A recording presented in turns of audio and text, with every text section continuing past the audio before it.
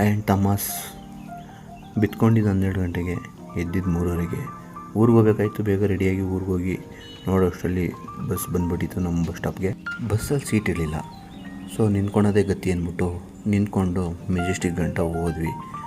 ನೋಡ್ತಿದ್ದಂಗೆ ಬಸ್ಸಲ್ಲಿ ಕುರಿ ತುಂಬಿಬಿಟ್ಟಿದ್ರು ನಮ್ಮ ಕಂಡಕ್ಟ್ರನ್ನ. ಆಮೇಲೆ ಏನು ಮಾಡೋಕ್ಕಾಗದು ಅಂದ್ಬಿಟ್ಟು ಹೋಗಿ ಬರೋದು ಬಂದಿದ್ದೀರಾ ಹಾಗೆ ಫಾಲೋ ಮಾಡ್ಕೊಂಡು ಹೋಗ್ರಲ್ಲ.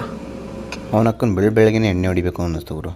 ಸೊ ಅದಕ್ಕೆ ಎಣ್ಣೆ ಸಿಗಲ್ಲ ಅಂದ್ಬಿಟ್ಟು ಕಾಫಿ ಕುಡ್ಕೊಂಡು ಚಿಲ್ಲಾಗಿ ಬಸ್ಸಿನ ಕಡೆ ಹೋಗಿ ಬಸ್ಸಲ್ಲಿ ನಮಗೋಸ್ಕರ ಸೀಟ್ ಕಾಯ್ತಾ ಇತ್ತು.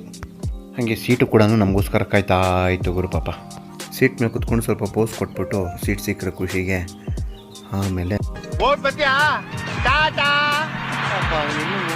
ನಿದ್ದೆ ಸಾಕಾಗಿಲ್ಲ ಅಂದ್ಬಿಟ್ಟು ಕುಂತ್ಕೊಂಡು ಒಂಥರ ನಿದ್ದೆ ಮಾಡಿ ಎದ್ನೋಷ್ಟೊತ್ತಿಗೆ ನಮ್ಮ ಊರಿಗೆ ಬಂದುಬಿಟ್ಟಿದ್ದು ಗುರು. ಸೊ ನಾವು 2 ರೀಸನ್ ಇತ್ತು ಊರಿಗೆ ಹೋಗೋದಕ್ಕೆ. ನಮ್ಮೂರಲ್ಲಿ ರೇಷನ್ ಕಾರ್ಡ್ ಮಾಡಿಸ್ಬೇಕಾಗಿತ್ತು. ಸೊ ರೇಷನ್ ಕಾರ್ಡ್ ಮಾಡಿಸೋಕ್ಕಂತ ಹೋದ್ವಿ. ಆಮೇಲೆ ನಮ್ಮ ತಮ್ಮ ಹಳ್ಳಕ್ಕೆ ಬೀಳೋ ಪ್ರೋಗ್ರಾಮ್ ಇತ್ತು, ಅಂದರೆ ಒಂದು ಮದುವೆ ಇತ್ತು. ಅವ್ರ ಊರಿಗೆ ಬಂದು ಪೂಜೆ ಎಲ್ಲ ಮುಗಿಸ್ಕೊಂಡು ಆಮೇಲೆ ನಾವು ಹೊರಟಿದ್ದೆ ಚೌಟ್ರಿ ಕಡೆಗೆ. ಸೊ ನಮ್ಮ ಅಕ್ಕನ ಮಗಳ ಜೊತೆ ಸ್ವಲ್ಪ ತೀಟೆ ಮಾಡ್ಕೊಂಡು ಹೋದ್ವಿ. ಆಮೇಲೆ ರಿಸೆಪ್ಷನ್ ಎಲ್ಲ ಸ್ಟಾರ್ಟ್ ಆಗಿ ಹೋಗ್ಬಿಟ್ಟಿತ್ತು ಸ್ಟೇಜ್ ಮೇಲೆ. ಫಸ್ಟ್ ಊಟ ಆಮೇಲೆ ಫೋಟೋ ಅಂದ್ಕೊಂಡು ಫಸ್ಟ್ ಬ್ಯಾಟಿಂಗ್ ಮಾಡೋಕ್ಕೆ ಬಂದ್ವಿ ನಾವು. ನಾನು ನಮ್ಮ ಮೇಡಮ್ ಮ್ಯಾಚಿಂಗ್ ಕಲರ್ ಡ್ರೆಸ್ ಹಾಕಿದೀವಿ ಅಂದ್ಬಿಟ್ಟು ಫೋಟೋಸ್ ತಗೋತಾ ಇದ್ವಿ ನೈಟೆಲ್ಲ.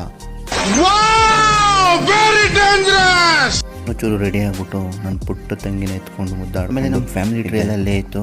ಸೊ ಮಾತಾಡಿಕೊಂಡು ನೈಟ್ ಆಗಿದೆ ಅಂದ್ಬಿಟ್ಟು ಮಲ್ಕೊಂಡ್ವಿ. ಬೆಳಗ್ಗೆ ಎದ್ದು ನೋಡೋಷ್ಟರಲ್ಲಿ ನಮ್ಮ ತಮ್ಮ ಹಳ್ಳಕ್ಕೆ ಬೀಳೋಕ್ಕೆ ರೆಡಿಯಾಗಿ ಹೋಗ್ತಾ ಇದ್ದ. ಆಮೇಲೆ ಫೈನಾಗಿ ಹಳ್ಳಕ್ಕೆ ಬಿದ್ದುಬಿಟ್ಟು ಎಬ್ಬಿಸ್ಕೊಂಡು ಹಾಲಾಗ್ತಾ ಇದ್ವಿ ನೋಡಿ.